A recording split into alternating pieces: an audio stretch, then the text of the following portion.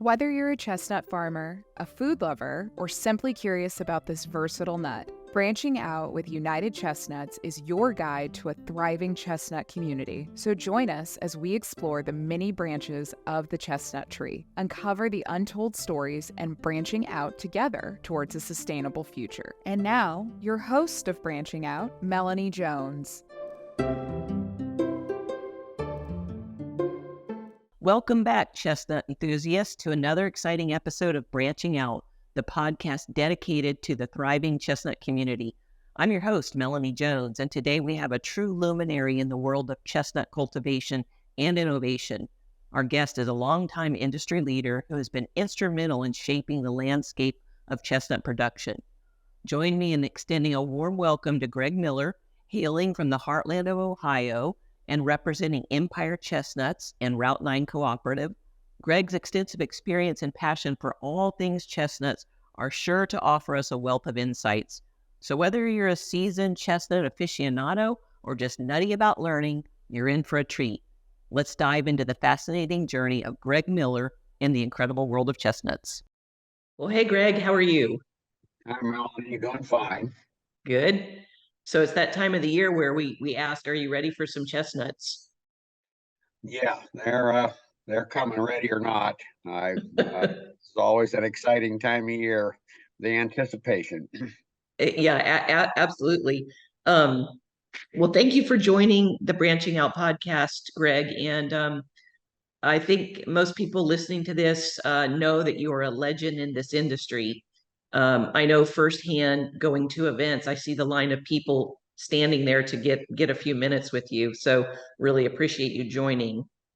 Um, would you just share like what is your story? Where's the beginning and where do we end up now in a short version of that?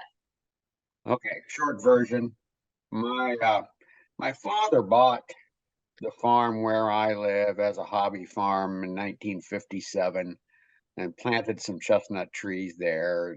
He was actually interested in planting all kinds of trees, Yep.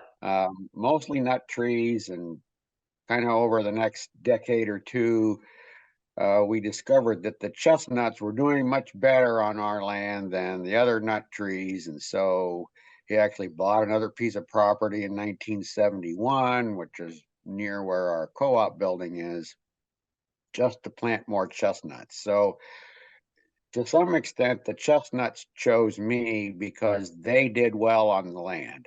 And since then, I've realized they don't do so well everywhere. So it was sort of fortuitous that the land we bought happened to be good for chestnuts. And then, kind of when I was finishing up my PhD at Iowa State and sort of inspired by Wes Jackson from the Land Institute, I sort of decided that, what I want to do is take my dad's hobby of growing nut trees and see if we can make that a commercially viable operation. And so, I like to say that my dad's hobby got out of control and became my business. And now you're passing it along to the next generation, and we'll talk about Amy in a minute. Yes. Um, So yeah, it was mainly a hobby that became a business. and did your dad did he want to sell the chestnuts, or really was it him enjoying the land and different kinds of trees and so forth? Yeah, my father really, I think, had no commercial interest. He only ever sold a few, and it was almost an afterthought, like, oh, now I got these, what am I going to do with them? Uh, he got into it like a lot of people do, just fascinated by growing it, maybe like a rose grower or any kind of gardener or hobbyist does it because they love the plants, they love the land. That's how he got started. For sure. Was your PhD related to this industry? So, yes, I actually got my bachelor's and master's in horticulture and plant breeding, and then got a PhD in the forestry department in forestry genetics and breeding. So my background both in horticulture and forestry and genetics and breeding was I think, a real good setup for what I'm doing now. Yes, absolutely. Um, so at some point you started Empire Chestnuts. Let's talk about that first, and just what is the size and scope, and what are you doing there? So when I came home to convert my father's hobby into a business, uh, we already had the land, already had trees planted on it, already in production. I just had to name the business. It got named Empire Chestnut Company because we live on Empire Road. And That's so great. it just sort of spontaneously developed. I didn't really have a clear plan where it was headed because nobody had done this before. And I enjoy that pioneering aspect, which is just being opportunistic and saying, oh, this is something we can do. Let's do it. Absolutely. And really truly, I mean, right now in time, there's many resources to turn to for people that are interested. You and a few others have really paved the way. And so you had to figure things out, along the way, as far as the commercial business and sales and marketing and, even processing. There's a lot to that as well. So, fantastic. One of the things we hear asked a lot in different conversation is, what is the best tree to plant? What the best chestnut tree? So at Empire, you have a diverse selection of trees. Tell us about that. So it turns out that the first 25 trees that my dad planted, as they came into production, they looked pretty good. And then we actually planted our new planting of 500 trees as offspring from them. But I asked the question kind of after those 500 were planted, I wonder if there's anything better. And so then I began collecting chestnuts from wherever I could get them. A lot of colleagues in the NNGA. This was mostly before the internet. So when I got started, it was kind of doing things the old fashioned way and the telephone and by mail. And so I collected a lot of material with the help of a lot of other people and basically looking for something, well, to see what's there and answering the question, is there anything better than what I already have? I think in the end, I don't know that I've found anything better than what I have, but there is certainly a lot of other good material. And so, rather than say, oh, this is what we're going to grow, we are still in the business of asking the question, is there something better? And Yep. there's a lot of material to look at. So that's what we're doing. And what were those first trees? So they were from a nursery in Michigan called Ackerman Nursery, which um, I did hear later on from some person from Michigan. He says, "Oh, those Ackerman trees, they're the best there is. Don't look for anything else." And it did turn out that my father had planted chestnut trees from a lot of other nurseries, and the other stuff was mostly not very good. And so anything that doesn't look good to me meets a chainsaw. And so we have destroyed a lot of trees, and to maintain what we have. So we kind of lucked out that the first trees he planted were actually really good from a genetic standpoint. Okay. And when do you know? When do you get the chainsaw out? So how good a tree is depends on a large number of characteristics, and kind of the vigor and growth of the tree, and maybe resistance to leaf insects. Those things can be determined fairly early, before the tree starts producing. And then, how soon it comes into production, what the quality of the nuts look like. Those can be determined, maybe within 5 or 10 years. And kind of as the tree continues to grow, you keep finding out more about its characteristics. So there's no one time when you decide that a tree is good, but there's always one time you can decide that a tree is not good enough. That's right. That's right. You just in your own orchards. So like how many different types of chestnut trees do you have at Empire? So I am planting seeds from at least 30 different named cultivars, and then probably and more than 100 other parents that are just seedlings that look good. Okay. And we keep planting those, and so the population of trees that I am evaluating or selecting is sort of a real dynamic. We're always eliminating trees and always planting new ones. So it's as many as we can handle, thousands. Yeah, absolutely. And so one thing I'm curious about is how much time do you spend in, running the nursery and the orchards and all that, and as opposed to how much time like scientific evaluating and things like that.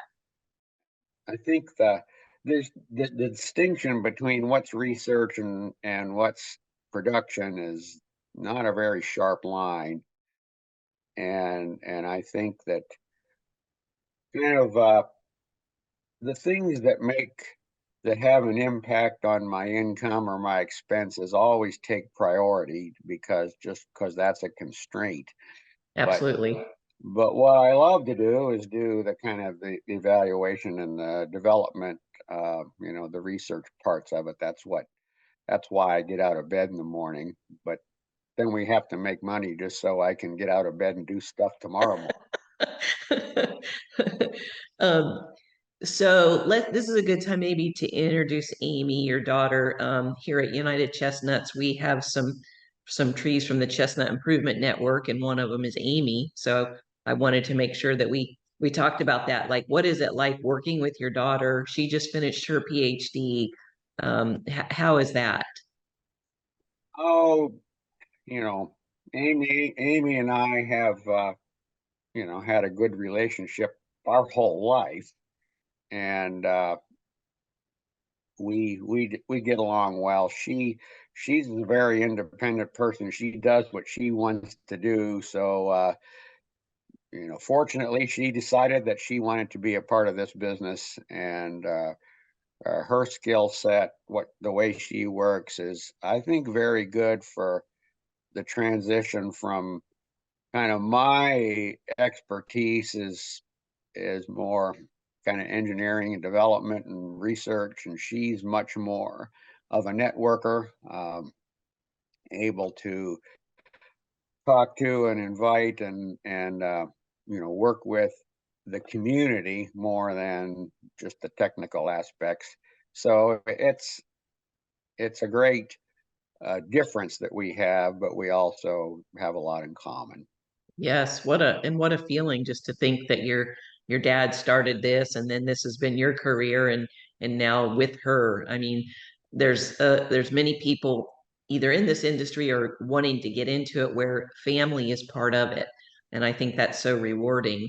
Um, and the skills that Amy has, there are many, but that part of increasing awareness and generating demand is really important the next number of years here in the US so that as there's more growers, there's more buyers, Do you have any thoughts on that?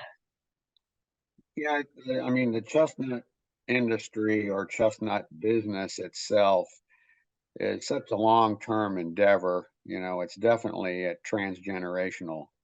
Um, I was careful to not name my business with my name so that the successor may or may not be my family, but I'm really feel blessed that it is my daughter who wants to continue as well as other people. So I think that this kind of business really emphasizes the fact that one person's lifetime is small compared to a tree that can outlive people, and certainly a business that requires decades to bring it into production and become a business.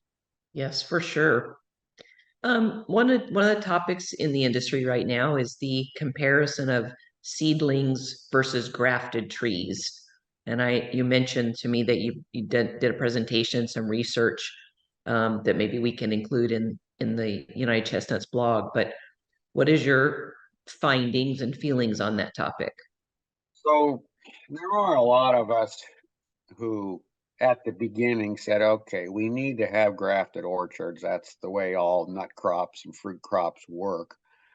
And or some other clonal production, rooted cuttings, tissue culture. There are lots of ways to create clonal orchards.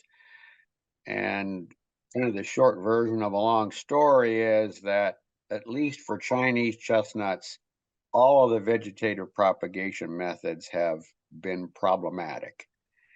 And we discovered that there are limitations with seedling orchards. There are limitations with clonal orchards.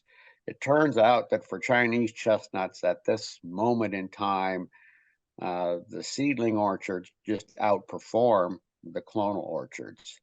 So for production purposes, if you want to make money, the seedling orchards seem to be easily the most profitable and the most reasonable way to go. A lot of people have argued about it, but there was very little supporting data. And so 10 years ago, we did make a new planting where we made alternating rows of seedling trees and grafted trees. Turns out that 4 of these rows, the longest rows in the planting, were a row of peach ching full sib offspring, and peach and ching are 2 cultivars. And between the peach ching offspring, which are seedlings, we put rows of both parents. So we have a row of grafted ching, a row of grafted peach, right adjacent to their offspring. And we have begun collecting individual tree data on nut quality and yield. And at least the first year's data, the seedlings have outperformed the grafted trees, both in terms of quantity and yield and in nut quality. So at least on this one little example, it's Yeah. obvious that the seedlings are doing better. That's great. I think having this kind of research for future generations, honestly, is going to be important. I mean, we have seedlings in our orchards as well, some of them from you at some point down the road. But yes, I will try to put a link to that study in this when we share it to everyone. I What would are like to add that since my background is in plant breeding, and that's my bias with which I look at everything, the seedling orchards provides an opportunity to continue the evolution and improvement of the crop, which it has a long way to go. And if you create a clonal orchard industry, then you're fixed in terms of genetic improvement. And so by planting seedlings and generation after generation, we can greatly improve the genetic quality of the trees. And having thousands and thousands of trees out there in seedling production orchards is an opportunity to really make advances, which we could not do if we were just having clonal orchards.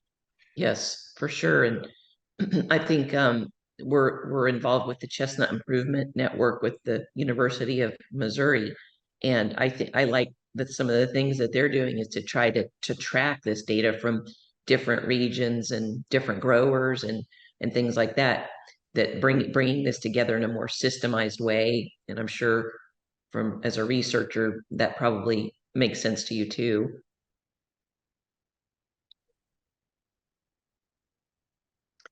Okay. Um, what are some areas of development that you've seen over say the last 10 years? Is it mostly things like we've just discussed, or like say operationally equipment? Just what are some of the developments that have come along since you started? So, yeah, since I started in 10 years, it's two different things. But on, on That's the true. on the other hand, what's happened in the 10 years or what's happened in 30 years is pretty much the same things. Uh, one of the most recent developments is uh, Ron Reward starting at the University of Missouri and kind of having an academic breeding program for chestnuts, which has not existed up until this time. And, I was so glad when he got hired. He actually has the job that I wanted to have 35 years ago. But 35 years ago, that job didn't exist. And so it's like now I have the chance to, when he got the job, I was 65. And I said, okay, I'm 65 years old. Now I can start a tree breeding program. But fortunately, I've got someone younger to actually can actually see it through. But I have been just thrilled to be able to hand to him what I've done over the last 35 years. Um, the other thing that's been, um, I think, really notable in the industry is the interest in buying chestnuts to eat, and the interest in people in the industry wanting to create products. Kind of the whole market for chestnuts, chestnut products, and chestnut trees is something that I have no control over at all, and it has seems to have occurred spontaneously. So that's a huge driving force to enable people like me to work on the industry. We don't have any trouble finding people who want to buy, want to plant. Um, I think this is something that maybe other new crops don't enjoy such a huge demand already there.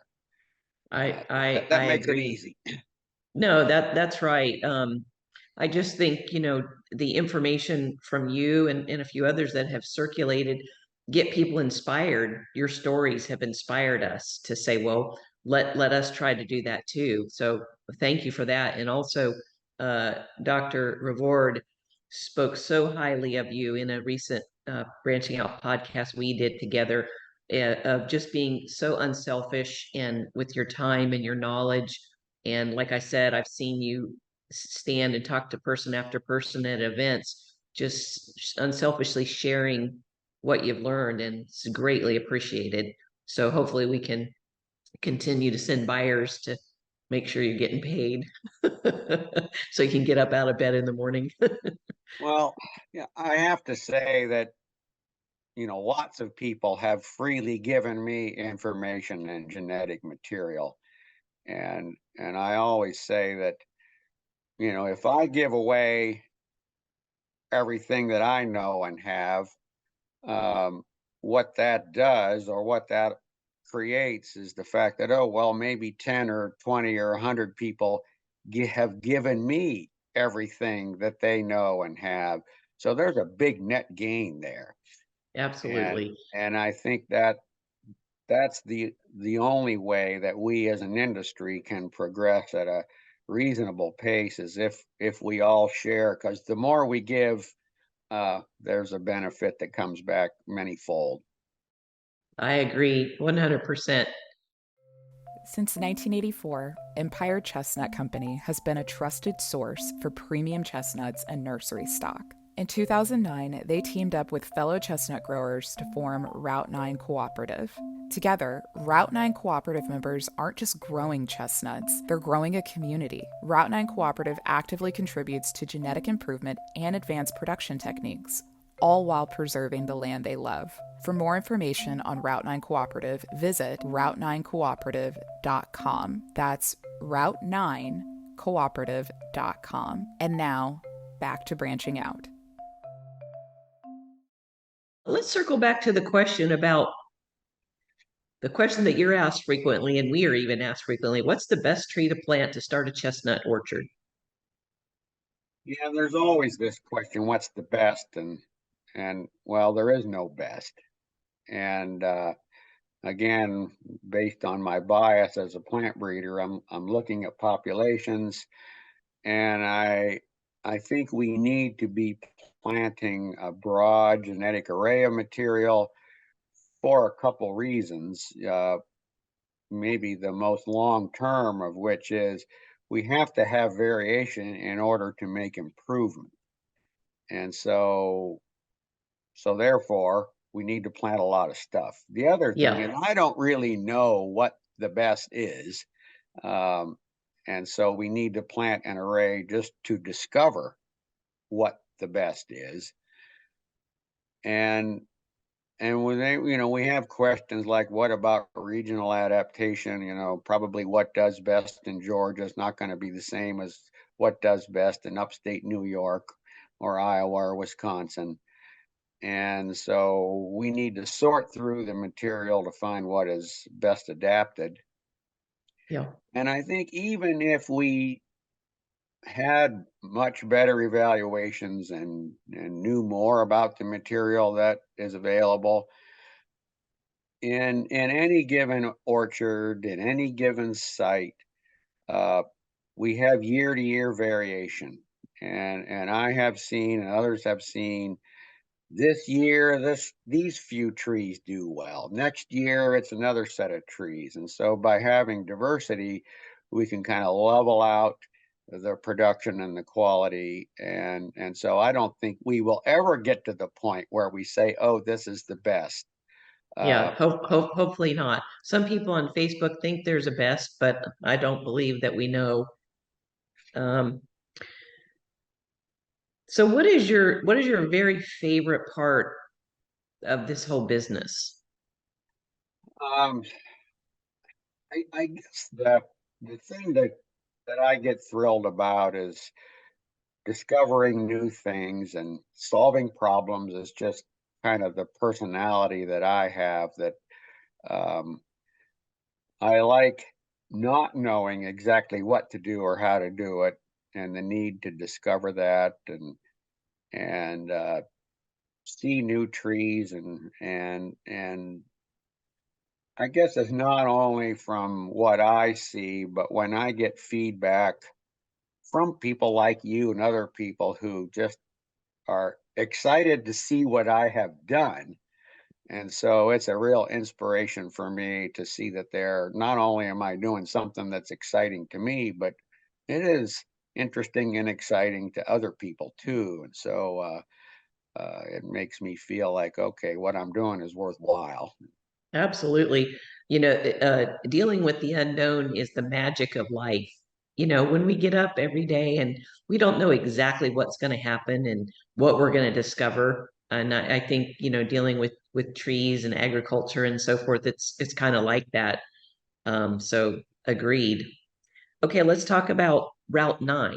So we have Empire Chestnuts, your farm, and at some point you started Route 9. So tell us about that and where people can buy product.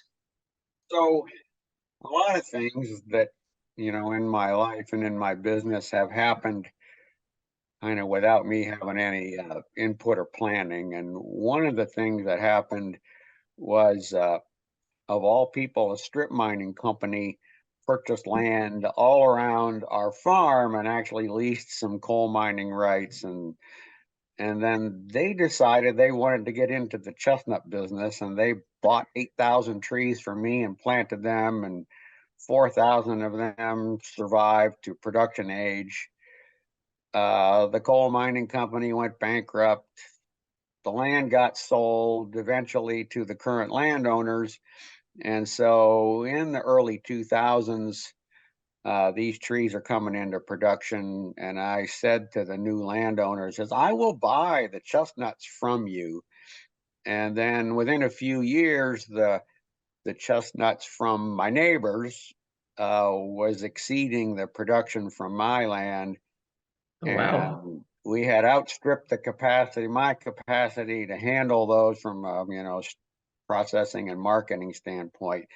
And I said, we need a new building, but I don't want to just build this on my own and be dependent on your production. So we actually got some skin in the game from the neighbors, and we all pooled resources and built the co-op, uh, basically because we needed it, and we're already operating as a co-op, so it kind of developed on its own. Do you see your co-op expanding with other growers? We have already admitted a new grower in addition to the five kind of founding members. We have, with the facility that we have, I think we can easily handle about 200,000 pounds of chestnuts per year, and we're at roughly half that. So yeah, we have Okay. capacity to grow at the site that we are, and we could also expand, to other sites as our business grows. How far away do you think growers could have a vicinity to have a co-op? Because I feel like there'll be more co-ops developed throughout the U.S. if this industry grows. It just makes sense. So there are sort of two main advantages of having a co-op, and one is the economy of scale of kind of the handling, the cleaning, sizing, and hot water treating, and then cold storage. Those are all take equipment that's expensive, and so it's nice to have a co-op to do that, so the individual grower doesn't have to go to those expenses. And the other advantage is sort of the economy of scale of marketing. Yes. And and I envision that, one of our growers is in Kentucky, a 4-hour drive away, and one of the members of our co-op is 2 hours away from where we are, and that's Bob Staley. Bob Staley has over 100 acres in production. He has his own processing and cold storage facilities, so we mainly just help him with marketing. Okay. And That's and good. so I think that the kind of the post-harvest handling facilities would be set up just optimally set up to handle, maybe 100, 200,000 pounds, something like that. And then at some point, it becomes not economical to transport chestnuts a long distance to that facility. So I think we could have a co-op where there are numerous processing locations, but we still do the marketing collectively because One brand. that's more Yes. efficient. Yes. Okay. That makes sense. Okay. So then the other thing is you have your Chestnut Woodstock coming up here pretty soon. Tell us about that. Yes, Chestnut Woodstock. That was mine dubbed it that. Amy called it the harvest party, and that's another thing that sort of happened spontaneously. There were some new growers in southern Ohio who were just planting trees, and they said, "We want to know what it's like to harvest. Can we come up and visit while you're harvesting?"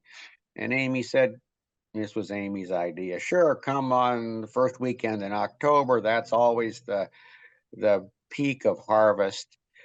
And then kind of through this networking, this few people visiting became 50 people, and everybody camped in the orchard, and it became That's this big social event. People brought food and music, and spent the whole weekend kind of harvesting and just having a good time. and So how does that relate to how you harvest for the co-op? Like, are you using equipment? How do you harvest? so harvesting, is that's one of the critical aspects and critical needs. We harvest by hand, Hmm. and we get away with that because we are surrounded by Amish, and we hire over 100 people every season to come basically pick up chestnuts and put them in 5-gallon buckets. And we pay $17 to $20 a bucket full. That takes about an hour, more or less. So we seem to have enough people willing to come pick up nuts and put them in buckets. But if there was another grower in our county the same size as us, there would not be enough labor. So there is a critical need for machines to do the job. The machines that exist, I don't think really do it adequately. Hmm. But as more and more growers find themselves with tons of chestnuts to pick up, there's going to be enough incentive that the engineers and equipment manufacturers will get to work on this problem and create machines to do it. And we really need that. Yeah, for sure. Yeah, we have a lot of Amish around us, and we were visiting with one of them the other day, and they have like 14 kids. So I'm like, that family can help, and but it's a win-win because they don't use equipment, so um, It that's is good. something that children can do and make money, and they seem to enjoy it. It's just I don't think there are enough uh, Amish children or other people willing to pick up to really expand the industry like it is expanding. Yes, I know what you're saying, that the equipment is key, especially as some of the orchards going in are larger size, and it just makes sense. When people come to the um, harvest party, um, it can, like, if someone wants seeds, nuts to grow trees, can they pick those up, or they mostly culinary? Like how So when people come to the harvest party, that's mainly in an orchard that it's like my old quote old orchard, and they are picking nuts for culinary use. The seed trees I have are kind of scattered all over and labeled. Especially uh, I harvest them. I say I harvest them myself. Me and a few people dedicated just to seed harvesting do that. It would be logistically difficult to let people harvest their own seed nuts. Um, so yeah, it the harvest party people harvest culinary nuts because it's just too hard to keep everything separate from the yes. seed trees. Um, and so if someone wants to buy seeds from you, they go to route9coop.com. Yes, that's how I've sold seed, and sort of the new problem that I've had the last 2 years is that the demand for seed and the demand for seedlings has suddenly skyrocketed to the point that I don't have enough. And Right. so I'm still dealing with this problem that I got more people who want it. And the names of cultivars have become kind of well known on the internet, and for a lot of these sort of the newest uh, parent trees, there might only be one or two or three trees. There's not enough to produce hundreds of pounds of seed that people would like to buy. So we have a dilemma that Yes. there's more demand than supply for the seeds and trees at the moment. But that's okay. That's encouraging for a lot of newer growers, ourselves included, that that there's this opportunity in the future. And so yeah, and it's never a problem that you sell out at the co-op, don't you, every year? Yeah, even the really since 1994, we have had more demand than supply. So we sell out of culinary nuts kind of before we get done harvesting. That's so Um, great. I just love that. There's not a lot of industries right now in society that can say that, you know. I think we'd be hard pressed to find any crop that we can grow in large areas of the U.S. that is still really underproduced, and I know it. so chestnuts are kind of in a unique situation. Okay.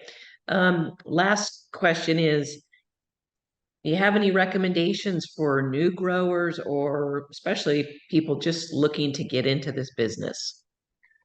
So yeah, I have that question all the time, and I think in order to succeed, there needs to be, 4 or 5 conditions met. One, the potential grower needs to have a good site. And chestnuts are actually really picky about where they will grow. They need well-drained, acidic soil. And, I mean, there are chestnuts everywhere in the world are mountainside trees, and they need something like a mountainside to grow. There's a lot of flat land with heavy soils that do good for corn and soybeans that won't do well for chestnuts.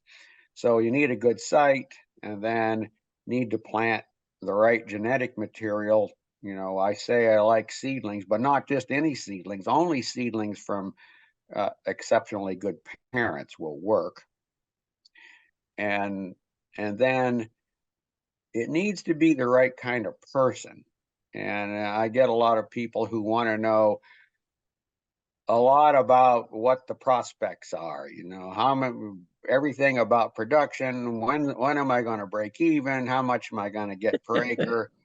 And for somebody who wants all that information before they venture into it, that might not be the kind of person we're ready for yet. It needs to be someone with kind of a pioneering attitude that, well, I don't really know what this is going to be, but whatever, I'm going to make it work. And I think us growers who are succeeding are the kind of people who, no matter what happens, we figure out how to overcome problems and make it work, and derive a lot of satisfaction from that kind of problem solving and pioneering attitude.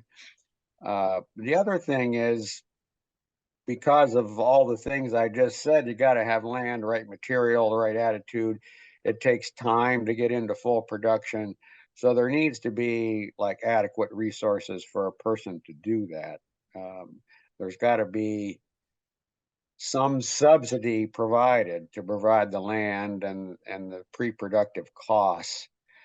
And I think if you're going to do this, it's a commitment for 25 years. And so anybody who has succeeded has been in it for like that long. That's right. Yeah, So you have to love it because it's a lot of work, and in upfront cost can be significant, but it's almost, if you look at it depending on the age range, it is generational, and you're giving back to not only maybe your family but to the earth too, planting more trees and helping with climate situations. yeah, there are lots of reasons to grow chestnuts, kind of for environmental and health reasons, but ultimately it somehow has to be economically sustainable as well as environmentally sustainable, and that um, you know that's one of the difficult parts, and you can't do it on if you don't have adequate kind of startup funding or land to work with. Absolutely. Well, Greg, I sure do appreciate your time, your talent, your knowledge, and all that you do for our industry. So thank you so much. Well, thank you, because if it wasn't for people like you, I wouldn't be as happy and successful as I am. Yep, that's a win-win. Thanks for listening to Branching Out, hosted by United Chestnuts. For information about chestnut trees and chestnuts, visit unitedchestnuts.com. Subscribe to the weekly blog and join the United Chestnuts community Facebook group. Let's grow together.